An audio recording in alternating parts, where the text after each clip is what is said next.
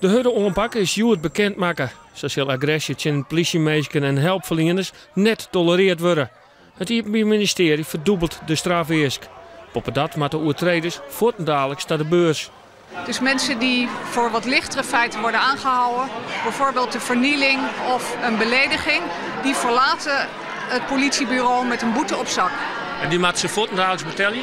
Die moeten ze snel betalen en dat zullen ze ook absoluut merken als dat niet snel wordt betaald. In de jerdere gevangenis de Blokkie Sparta is een voorlichtingsfilm gepresenteerd over de gevaren van vuurwerk. Steek vuurpijlen altijd af in een fles gevuld met water of zand.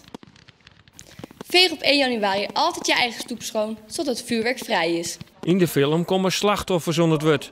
Siebrand Draaisma van Donkerbroek experimenteerde met een kabitbus. Maar het vonkje van die lont die kwam al te vroeg bij de bus. En toen ging hij aan. Toen vloog hij zo mijn gezicht in. Als ik 3 mm meer naar rechts was geweest, dus meer naar mijn gezicht toe, was mijn oog kwijt geweest. En nog een paar millimeter verder, dan was ik weg geweest. Dan zat ik hier nu niet meer. Elske Korenstra van Oordegeer kreeg 2 lijn vuurwerk in haar rechtereeg. Ze werd gauw naar het ziekenhuis gebracht, maar het eeg is net meer te redden, vertelt ze in de film. En nu heb ik deze. Het is heel raar als je 1 oog hebt. Je ziet nog maar met 1 oog, ja. Het is echt een hele rare ervaring, maar het went wel heel snel. Dat ik nu met 1 oog moet leven, dat is wel te doen. Maar ja, het had niet gehoeven. Dat is wel jammer.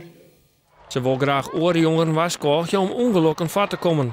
Want de kwart van de vuurwerkongelukken is eegletsel. Geen illegaal vuurwerk uitsteken in een groep van mensen.